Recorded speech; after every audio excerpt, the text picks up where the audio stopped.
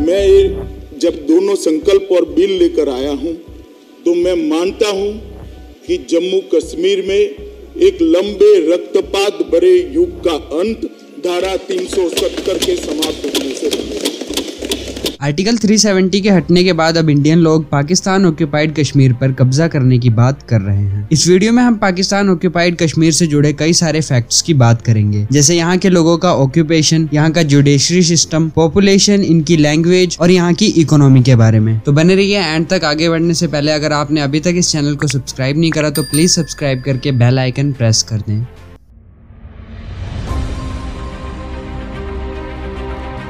Pakistan occupied Kashmir Jammu और कश्मीर का वो हिस्सा है जिस पर पाकिस्तान ने पहली बार 1947 में अटैक किया था। पीओके को दो पार्ट में डिवाइड किया जाता है, जिन्हें ऑफिशियल भाषाओं में जम्मू और कश्मीर और गिलगिट बाल्टिस्तान कहा जाता है। पाकिस्तान में आजाद जम्मू और कश्मीर को आजाद कश्मीर भी कहा जाता है।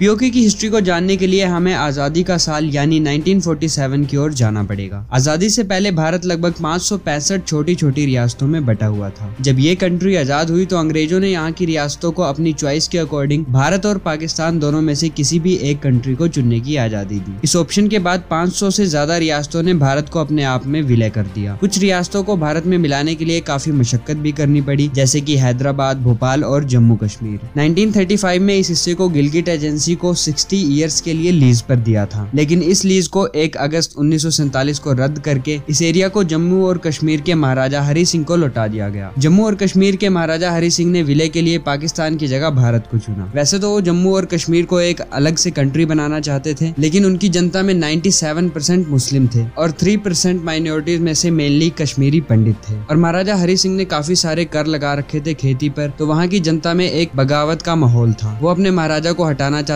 थे और लोकतांत्रिक बनना चाहते थे। इसी विद्रोह का फायदा उठाते हुए पाकिस्तान ने कश्मीर को कमजोर पाया और उस पर अटैक कर दिया। महाराजा हरि सिंह की सेना काफी छोटी थी और उनके पास आधुनिक हथियार भी नहीं थे। ऐसे में पाकिस्तानी आर्मी कश्मीर पर चढ़ी आ रही थी। महाराजा हरि सिंह ने जल्दबाजी में भारत से मदद मांगी, लेकिन सरदार वल्लभ भाई पटेल ने उनसे कहा कि हम आपकी मदद तब तक नहीं कर सकते जब तक आप कश्मीर को भारत में नहीं मिला देते। महाराजा हरि सिंह ने फिर जल्दी से एग्रीमेंट पर साइन करा और जम्मू और कश्मीर का ऑफिशियल कंट्रोल भारत को दिया। तब भारत ने फिर फटाफट अपनी सेनाएं कश्मीर में भेजी और भारत और पाकिस्तान के बीच एक युद्ध छिड़ गया। और युद्ध अभी चल ही रहा था कि भारत के तब के prime minister Pandit Jawaharlal Nehru UN में चले गए और उन्होंने वहां पर ये मुद्दा उठाया और इस प्रॉब्लम के सोल्यूशन के लिए अपील करी। तब यूएन ने यहाँ सीज फायर किया और एक लाइन बनाई गई जिसे हम लाइन ऑफ कंट्रोल कहते हैं। जो देश जहाँ पर थे वहीं पर रुक गए। पाकिस्तान तब तक ये एरिया कब्जा कर चुका था और तब से लेकर अब तक ये line of control as it is है। 1999 में इसको तोड़ने की कोशिश की गई थी पाकिस्तान के द्वारा, तब कारगिल वॉर हुआ था, बट पाकिस्तान के कब्जाए हुए इस एरिया को पाकिस्तान ऑक्यूपाइड कश्मीर कहा जाता है। 30% एरिया पाकिस्तान ने ऑक्यूपाई कर रखा है और इधर से 10% एरिया जम्मू एंड कश्मीर का अक्साई चिन्ह उसे चाइना ने कब्जा कर रखा है। 60% एरिया भारत के कंट्रोल में है। पाकिस्तान के कब्जे वाले कश्मीर का मेन प्रेसिडेंट होता है और यहाँ पर खुद का एक अलग से प्राइम मिनिस्टर भी होता है। पीओके अपने आप को आजाद होने का दावा करते हैं, लेकिन फैक्ट ये है कि ये पाकिस्तान के कंट्रोल में काम करता है। पाकिस्तान ऑक्यूपाइड कश्मीर मूल कश्मीर का एक हिस्सा है जिसकी बाउंड्रीज पाकिस्तान के पंजाब, अफगानिस्तान के वखान गलियारे और चाइना के शिनजियांग क्षेत्र से लगती हैं। अगर गिलगिट बाल्टिस्तान को हटा दिया जाए तो आजाद कश्मीर का एरिया 13,300 स्क्वायर किलोमीटर हो जाएगा, जो कि भारतीय कश्मीर का लगभग 3 गुना है और इसकी आबादी लगभग 52 लाख है। आजाद कश्मीर की राजधानी मुजफ्फराबाद है और इसमें 10 जिले, 33 तहसील और 182 संघीय परिषद है। पीओके के साउथ के हिस्सों में 8 जिले हैं: मीरपुर, भीमबेर, कोटली, मुजफ्फराबाद, बाग, नीलम, रावलकोट और सुधनोटी। पाकिस्तान के कब्जे वाले कश्मीर के हुंजा गिलगिट का एक हिस्सा, शक्शगाम घाटी, रक्सम और बाल्टिस्तान का एरिया 1963 में पाकिस्तान द्वारा चाइना को सौंप दिया गया था। इस एरिया को एक सीडेड एरिया या ट्रांस कारकोरम ट्रैक्ट भी कहा जाता है। पीओके के लोग मुख्य रूप से खेती करते हैं और इनकी इनकम का मेन सोर्स मक्का, गेहूं, वानिकी और पशुपालन से आता है। इस एरिया में काफी सारे नेचुरल रिसोर्सेज जैसे कोयला भंडार, चौक और बॉक्साइट पाए जाते हैं। इस एरिया में एग्री प्रोडक्ट में मशरूम, शहद, अखरोट, सेब, चेरी और काफी सारी जड़ी बूटियां पाई जाती हैं। इस एरिया में स्कूल्स और कॉलेजेस की कमी है, लेकिन फॉर्चुनेटली यहाँ पर लिटरेसी रेट 72% है। पश्तो, उर्दू, कश्मीरी और पंजाबी जैसी लैंग्वेज यहाँ पर बोली जाती है। पीओके का अपना सुप्रीम कोर्ट और हाई कोर्ट भी है। कश्मीर पर पाकिस्तान का दावा 1993 की एक अनाउंसमेंट पर बेस्ड है। इसके अकॉर्डिंग जम्मू और कश्मीर उन 5 स्टेट्स में शामिल था जिनमें पाकिस्तान सरकार का शासन होना था, लेकिन भारत ने कभी भी पाकिस्तान के इस दावे को एक्सेप्ट नहीं किया। भारत और पाकिस्तान के बीच 1947 के युद्ध के बाद कश्मीर प्रशासन को 2 पार्ट्स में डिवाइड किया गया। कश्मीर का वो भाग जो भारत से अलग हो गया था वो जम्मू और कश्मीर का एक सब कॉन्टिनेंट बन गया, और कश्मीर का वो हिस्सा जो पाकिस्तान और अफगानिस्तान की बाउंड्री के पास था वो पाकिस्तान ऑक्यूपाइड कश्मीर कहलाता है। आजाद कश्मीर भारत के कश्मीर के पश्चिमी भाग से जुड़ा हुआ है। 2011 तक आजाद कश्मीर का ग्रॉस डोमेस्टिक प्रोडक्ट $3.2 बिलियन